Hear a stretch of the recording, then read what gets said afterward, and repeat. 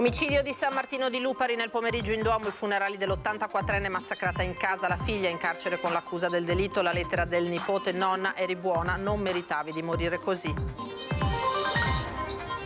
Paura stamane a Padova per un albero che si è schiantato su 4 auto, una persona è rimasta ferita, poche settimane fa un episodio simile. Caccia ai malviventi che a Bassano del Grappa hanno messo a segno un colpo da 200.000 euro in un'oreficeria. Intanto un imprenditore trevigiano derubato lancia una ricompensa da 30.000 euro a chi gli darà informazioni sul bottino sparito. Nel novembre scorso, in appena 24 ore, prese di mira 3 anziani ultraottantenni, 50enne pregiudicato di Santa Lucia arrestato dai carabinieri, tra le vittime anche un parroco spinto contro il muro, finì in ospedale. Zaia Crisanti, la polemica non accenna a diminuire, il professore e senatore PD contrattacca dopo le spiegazioni del governatore. Ieri sera a Cortina il leghista Marcato parla solo da politico, non da scienziato. Furto alla mostra Lost Hangar, dinosauri rivelati in corso alla fiera di Padova, rubate le falangi superiori di un dinosauro vissuto oltre 100 milioni di anni fa. PM10 con livello di allerta arancio, bandiera bianca del comune di Treviso, domani non si faranno i panevini in città, confermati invece alcuni dei più noti falò della Marca a partire da Arcate. Era il 4 gennaio del 45 quando gli alleati sganciarono su Campese a Bassano le bombe per bloccare la ritirata tedesca. Oggi le campane rendono omaggio alle vittime di allora. Buonasera, eccoci in diretta edizione del Veneto del telegiornale di Antenna 3. Partiamo dai funerali di Maria Angela Sarto, uccisa una settimana fa nella sua abitazione in Duomo a San Martino di Lupari. Le esequie, il nipote in una lettera letta all'inizio della celebrazione si è rivolto alla nonna: eri buona, ha detto, non meritavi di morire così. È il grande Duomo consacrato a San Martino, il santo della generosa carità, ad accogliere nella tarda mattinata il feretro di Mariangela Sarto, una bara semplice coperta da un letto di rose arancioni, entrato in una chiesa avvolta nel silenzio, lontana dai riflettori di giornalisti e fotografi. Circa 300 i presenti, in prima fila la figlia Chiara e il genero, il volto coperto dalla mascherina, le autorità cittadine con il sindaco Nivo Fior. Sono 2 lettere scritte dai nipoti Nicola e Valentina, elette da una parrocchiana, a iniziare la celebrazione. Così Nicola. La tua morte purtroppo è un'enorme ingiustizia, perché nel tentativo di aiutare quella tua figlia hai perso la vita e mai ti saresti meritata una fine del genere, specialmente cercando di aiutare il prossimo e di curare quella tua figlia che amavi moltissimo. Però sai, nonna, tutto questo ti rende onore, perché io, per tutta la vita, sarò fiero di avere avuto una nonna che a costo di aiutare il prossimo avrebbe dato tutta se stessa. Promette che si prenderà cura di nonno Giorgio, ancora in ospedale per le ferite ricevute nelle ore in cui la moglie trovava la morte, probabilmente per mano della figlia diletta Nicola. Valentina, l'altra nipote, ricorda l'amore per i fiori della nonna, le sue passeggiate con lei. Eri una donna colta, mi hai trasmesso l'amore per la scrittura, ti vorrò sempre bene. Sono le letture scelte per la messa a farci capire la profondità di questa donna. Nessuno ha un amore più grande di questo, dare la vita per i propri amici. Risuona nel Vangelo di Giovanni. Don Livio Buso, parroco di San Martino, ricorda la fede di Maria Angela e i suoi 52 anni di fedeltà al marito Giorgio, l'amore per le figlie Chiara e Diletta. Diletta in carcere perché accusata dell'omicidio della mamma, nella messa viene ricordata solo con una preghiera. È una gelida nebbia ad accogliere l'uscita del feretro di Maria Angela Sarto sul sagrato per l'ultima benedizione scandita dal suono delle campane. La comunità si stringe infine attorno a questa famiglia così provata con un timido applauso.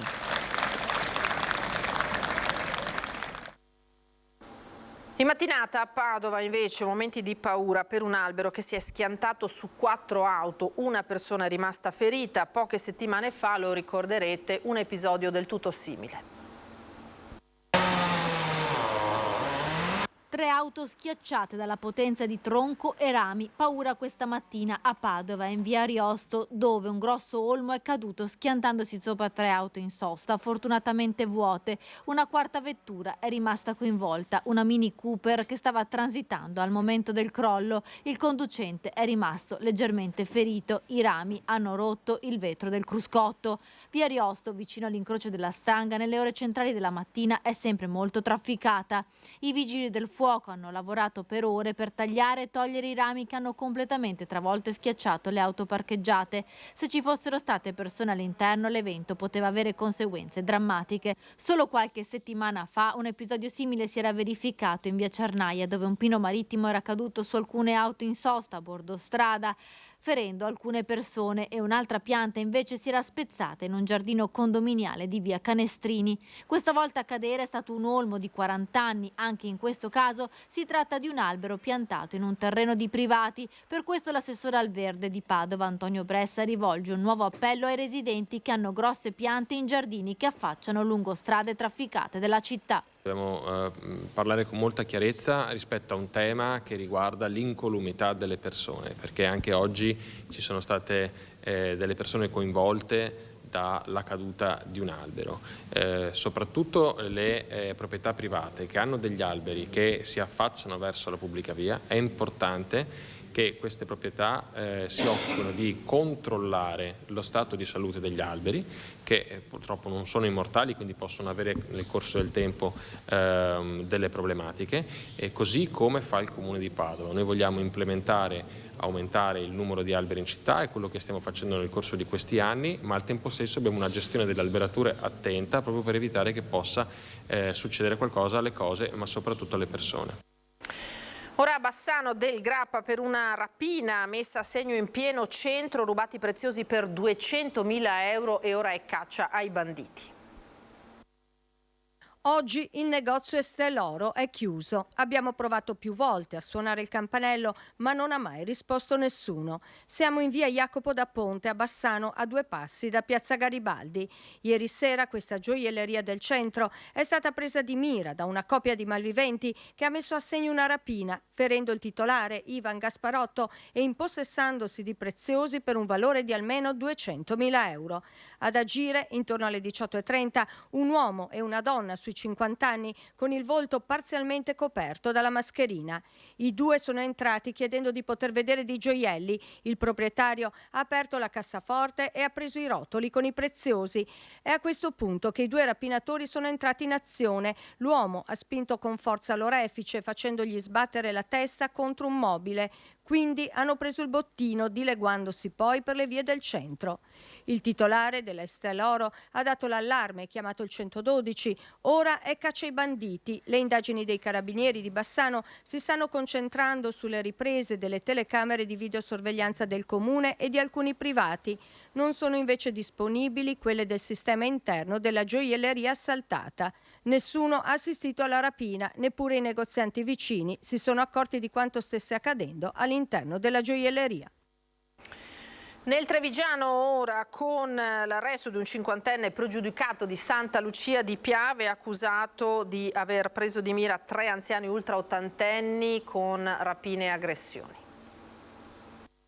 Ha usato una forza per ottenere alla fine pochi spiccioli, ma mettendo in pericolo comunque l'incolumità delle persone anziane. 3 colpi in 24 ore ai danni di altrettanti ultra ottantenni, tra cui il parroco di Ramera di Mareno di Piave, Don Adriano Zanette. Sono quelli costati il carcere a un 50enne di Santa Lucia di Piave. I carabinieri di Susegana, coordinati dalla procura, hanno eseguito a suo carico un'ordinanza di custodia cautelare, mettendo per ora fine alle scorribande dell'individuo che la sera del 27 novembre si era presentato a casa di un ottantenne di Conegliano, spacciandosi per un operaio che doveva eseguire dei lavori.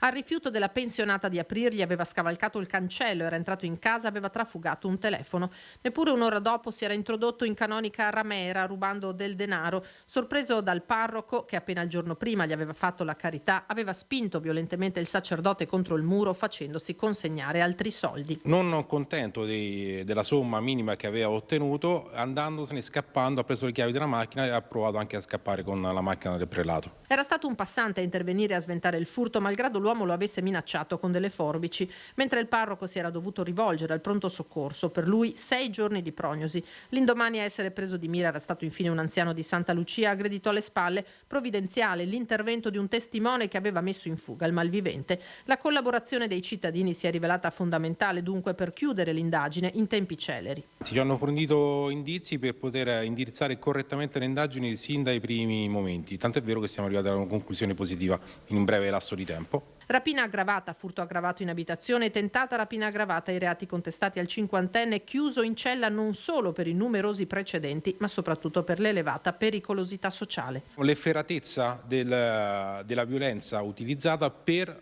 10 euro, 5 euro, quella è la cosa che ha colpito di più. La sua idea ha suscitato un polverone. Parliamo di Francesco Rigamonti, imprenditore derubato a Pieve di Soligo, che ha messo una ricompensa per chi darà informazioni per recuperare i suoi preziosi e non torna indietro. Da parte sua nessun passo indietro riguardo a questa ricompensa pseudo taglia, non è pentito di averla fatto. Taglia è una brutta parola perché è sulla persona, quindi insomma non la mettiamo, però ricompensa assolutamente sì. Io spero che qualcosa salti fuori perché per me è importante riavere quegli oggetti. Francesco Rigamonti non torna indietro. L'imprenditore a cui è stata fatta esplodere la cassaforte nella sua villa a Pieve di Soligo è determinato nel perseguire la sua iniziativa, dare una ricompensa per chi avesse qualsiasi informazione da fornire a lui o alle forze dell'ordine per riuscire a recuperare i gioielli di famiglia. Sì. Perché l'ha fatto? Ma allora con mia moglie ci siamo confrontati, sono effettivamente ricordi di una famiglia, di una vita, ci siamo legatissimi e siamo molto dispiaciuti, ovviamente ci abbiamo portati via. Pensiamo che al valore al quale possono rivendere questi personaggi gli daranno 4-5 mila euro per il valore dell'oro. Noi ci siamo confrontati, mettiamo mano ai nostri risparmi e noi fino a 30-40 mila euro a chi ci riporta i gioielli siamo disposti a ricomprarceli. Nel frattempo la paura non cessa a Farrai Soligo, nella morsa dei malviventi, con bande di professionisti in grado di svaligiare 4 case in meno di 2 ore, come la notte di San Silvestro. Loro sono entrati da qui dopo aver ripulito di fatto altre 3 case che sono qua sopra, quindi sono scesi per i vigneti, che vuol dire che secondo me conoscevano bene il territorio, e ci sono portati una scala e sono entrati alla vetrata di un piano superiore tirandola giù penso con una mazzetta e facendo un buco. Riguardo alle polemiche innescate con la sua idea, l'imprenditore è caustico. Io capisco che questa scelta non possa essere appoggiata dalle istituzioni, però le istituzioni devono capire che finché non si ha la certezza che li prendano, anzi l'impressione è che questi la facciano sempre franca. Addirittura abbiamo scoperto in questi giorni che di questi episodi nei giorni precedenti ce ne sono stati tantissimi qua in zona e le istituzioni non ci hanno mai avvisato. Allora, se almeno ci allarmassero, visto che non sono capaci di fermarli, uno potrebbe attuare delle politiche difensive. Nel mio caso, molto banalmente, o non andavo via o mi portavo via la roba o la mettevo in una cassetta di sicurezza in banca, ma se continuo a minimizzare non c'è neanche allerta nella popolazione. Una popolazione allertata è di per sé una popolazione più attenta e penso possa essere un'ottima barriera al dilagare di questi fenomeni criminali. La statua di Gesù Bambino, in questo caso sparita dal presepe in piazza Berto a Mogliano Veneto, rabbia tra i residenti del quartiere. Ogni anno portano via Gesù Bambino, non si sa chi sia, comunque così è, purtroppo. Sempre, da qualche anno, no, ma ci saranno quelli della parrocchia, non lo so io, che stanno controllando, insomma. Ma che effetto vi fa? No, è triste, questa cosa è molto triste, perché a questo punto, guarda, proprio non si può più fare niente anche qua in piazzetta. Certamente ti fa riflettere su tanti aspetti, insomma, su tante persone che girano intorno, però io rispetto gli altri come gli altri dovrebbero rispettare me che voglio avere il Gesù Bambino. Sono amareggiati gli abitanti del quartiere Centro-Sud che per l'ennesima volta hanno visto sparire il simbolo del Natale dal presepe che ogni anno viene allestito in piazzetta Berto a Mogliano Veneto, e negli anni scorsi episodi simili avevano già turbato la tranquillità della zona residenziale. Ci sono stati già degli episodi spiacevoli non riguardanti ovviamente solo il presepe, che è un'installazione temporanea, però 2 o 3 anni fa il Gesù Bambino è stato impiccato, è intervenuto appunto qualcuno del comune per risolvere la situazione. Il problema di questa piazzetta è che è un cul-de-sac chiusa, quindi non c'è transito di persone e durante la notte la gente giustamente dorme. Questo è un gesto che può far sorridere, però quando si tocca un simbolo religioso così sotto data dell'Epifania, insomma, fa un po' riflettere. Le telecamere ci sono e farebbero da deterrente, visti anche i molti episodi di vandalismo e scasso delle ormai famose casette dell'acqua, più volte distrutte per pochi spiccioli nella stessa piazzetta. Si pensa comunque alla solita bravata e il pensiero va subito alla imminente festa della Befana. Noi speriamo vivamente che chi ha preso Gesù Bambino anche quest'anno lo riporti e speriamo che lo spirito natalizio del Gesù Bambino che si è portato a casa gli faccia avere un cuore più buono per il 2023. Io spero sia una goliardata, anzi chiedo a chi ha preso Gesù Bambino, visto che comunque non credo che se ne faccia molto, che ce lo riporti per il venerdì che abbiamo la festa della Befana, così i bambini quando daremo la calzetta vedranno Gesù Bambino al suo posto. E un altro furto, siamo alla mostra dei dinosauri che dall'8 di dicembre è stata aperta a Padova, al padiglione 1 della fiera. Vediamo.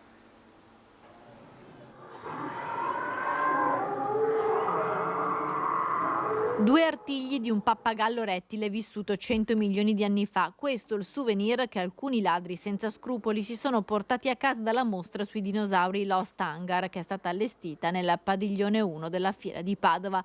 L'ammanco è stato notato dal personale interno della mostra durante l'ispezione finale poco prima dell'orario di chiusura qualche giorno fa.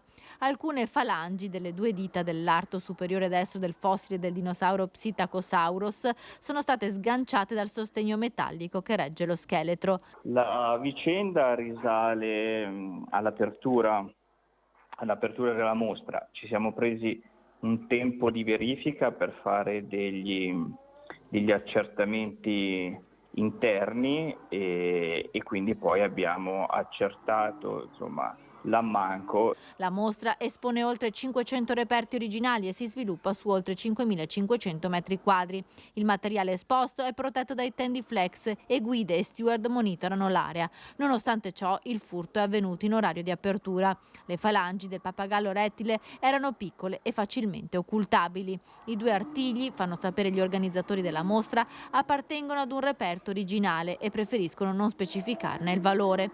Dopo questo furto verrà potenziata la videosorveglianza e i controlli. Questo reperto avrà ulteriori misure di sicurezza, nonostante quelle misure che avevamo preso in accordo con il prestatario pensavamo fossero sufficienti per permettere un contatto ravvicinato. Ora un veloce break pubblicitario, torneremo tra poco.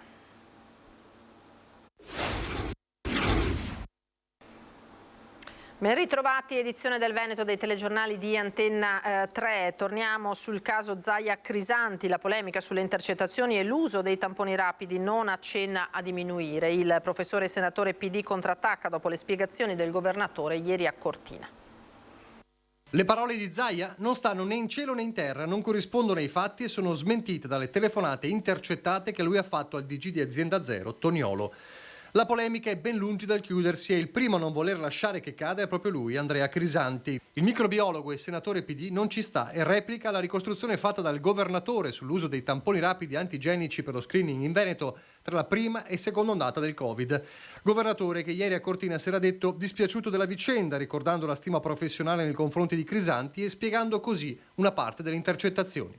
Io sostanzialmente cos'è che dico? Dico al mio dirigente, scusa, è da un po', vi faccio una sintesi, perdonatemi, è da un po' che va avanti sta solfa di dire che noi abbiamo denunciato il professor Crisanti. Non è vero. E più lo diciamo e più monta la polemica, più tengono in piedi sta roba.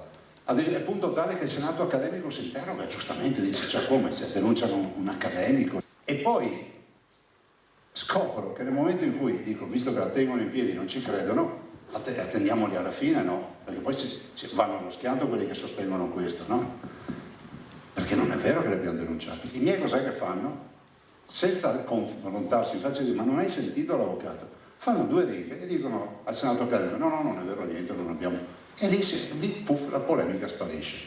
E io dico, mi sono preso settimane di polemiche, insulti, pedinamenti, nessun pedinamenti, che ti fermano da tutte le parti per dire ma lei ha denunciato. Allora, noi non abbiamo denunciato nessuno. Dalle intercettazioni, continua Crisanti, si evidenzia chiaramente che per mesi ho rappresentato un problema e che finalmente Zaia aveva l'opportunità per schiantarmi. Trovo incredibile che in un paese democratico un presidente di regione utilizzi soldi pubblici ed eserciti tutte le leve del potere per attaccare un semplice cittadino che osa criticare la regione.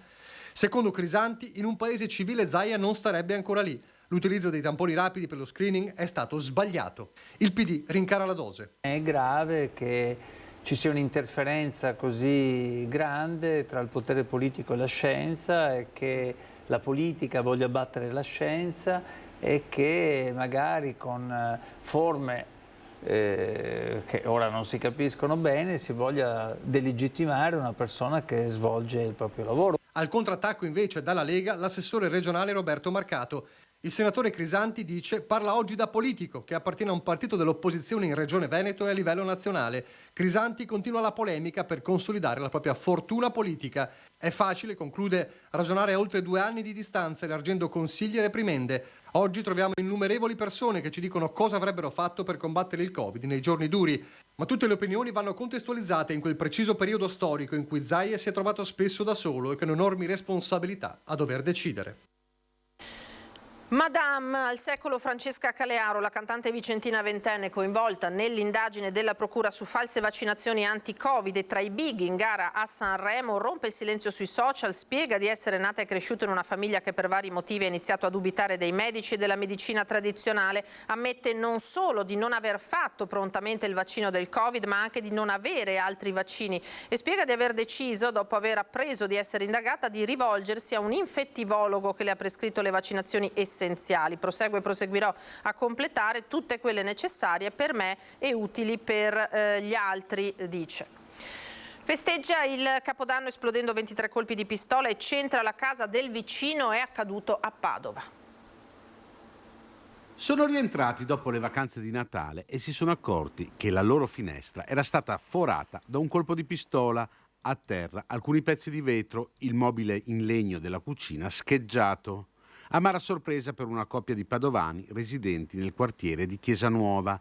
Dopo aver scoperto il foro, hanno chiamato immediatamente la polizia. Gli agenti sul pavimento della cucina hanno ritrovato l'ogiva di un colpo di arma da fuoco. Perlustrata la zona attorno all'abitazione, i poliziotti si sono accorti che davanti a un'altra casa singola, a meno di 100 metri in linea d'aria, vi erano numerosi bossoli esplosi sparsi sulla ghiaia e sul ciglio della strada. A spararli, si è scoperto poi, era stato un 45enne padovano che per festeggiare la notte di Capodanno aveva esploso 23 colpi in aria con le armi che deteneva regolarmente. Nessuno, fortunatamente, è rimasto ferito, ma il gesto sconsiderato avrebbe potuto avere conseguenze più gravi se la coppia fosse stata in casa. Il 45enne è stato denunciato per esplosioni pericolose e danneggiamento aggravato. La persistente allerta smog costringe il comune di Treviso a dire stop ai panevin, anche se in alcuni centri della cintura urbana si faranno comunque. Il bollettino ARPAV dice che rimaniamo in zona arancio e quindi rispettiamo l'ordinanza che avevamo emanato ancora ad ottobre e purtroppo i panevin non si potranno tenere. Niente panevin in comune di Treviso. In assenza di piogge il bollettino ARPAV ha confermato il livello arancio di concentrazioni di polveri sottili e di fronte alla persistente allerta smog Cassugana si è adeguata vietando le combustioni all'aperto, compresi i falò dell'Epifania. È una tradizione che è insita in tutti noi e nei cittadini di Treviso, però purtroppo la situazione ci fa prendere una scelta di responsabilità. Chiaro che è molto difficile, ci sarebbe piaciuto, specialmente dopo gli ultimi 2 anni molto difficili, vedere i falò accesi, però purtroppo la qualità dell'aria in questo momento è pessima e giustamente il sindaco ha deciso di non prendersi questa responsabilità e io avvallo pienamente la sua scelta. In territorio di Treviso nessuna Pro Loco associazione aveva comunque preparato il Panevin quest'anno. Già da prima di Natale i vari gruppi erano stati avvisati del rischio di lavorare invano. Li abbiamo tenuti informati in giorno anche con telefonate agli organizzatori. Ci saranno le tradizionali feste a cui saremo presenti, però purtroppo non era il momento di fare una scelta diversa. 12 le feste annunciate nei quartieri, la Befana arriverà comunque ma non intorno al fuoco e con lei pure pinza e vin brûlé. Resta il fatto che in molti comuni della cintura urbana i Panevin bruceranno e come? Con l'avallo delle amministrazioni comunali. Questa è una scelta che ogni sindaco prende per il suo territorio ed è giusto che venga fatto in piena autonomia. Non siamo stati sicuramente felici di fare questa scelta, però ripeto, è una scelta di grande responsabilità da parte del sindaco. Oggi 4 gennaio le campane rendono omaggio alle vittime del bombardamento di Campese di 78 anni fa.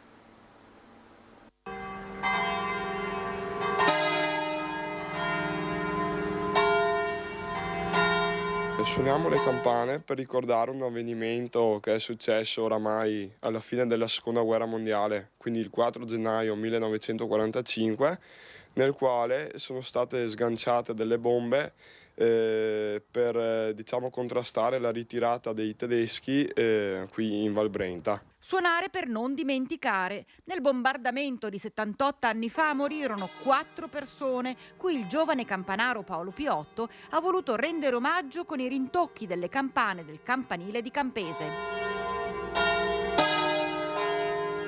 Oggi perché vuole ricordare?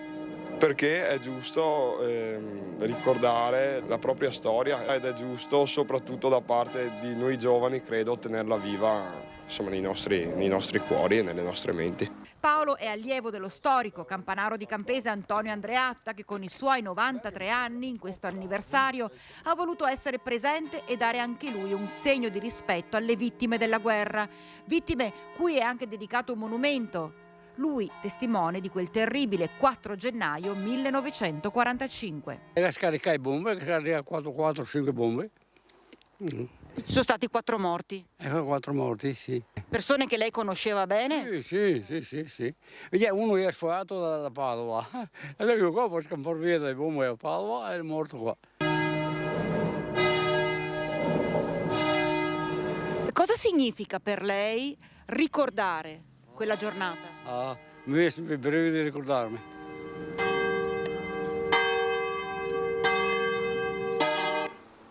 È tutto per questa edizione, grazie per essere stati con noi. Tra poco il telegiornale di Venezia, ora le previsioni meteo. Arrivederci.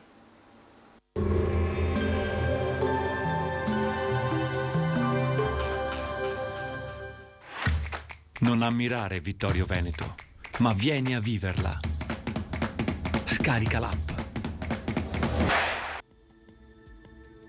Bentrovati al meteo. Alta pressione con tempo buono e clima, a dire il vero, ben poco invernale. Il dettaglio di giovedì 5 gennaio. Sul Veneto la giornata trascorrerà con un cielo prevalentemente coperto e spesso nebbioso, sia in pianura che sulle valli alpine e prealpine. Non si escludono tuttavia delle schiarite. La scarsa ventilazione inoltre favorirà l'accumulo di inquinanti e smog negli strati più bassi dell'atmosfera. Temperature stazionarie, minime tra lo 0 e i 7 gradi, massime invece comprese tra 8 e 11 gradi all'incirca.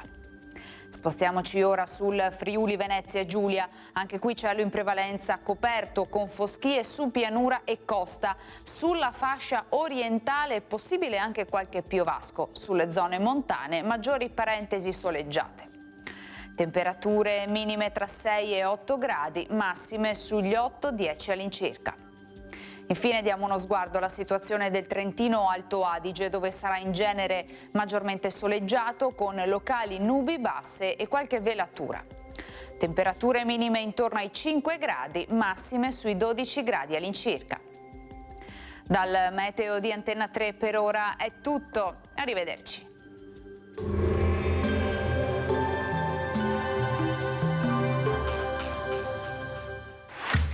Non ammirare Vittorio Veneto, ma vieni a viverla. Scarica l'app.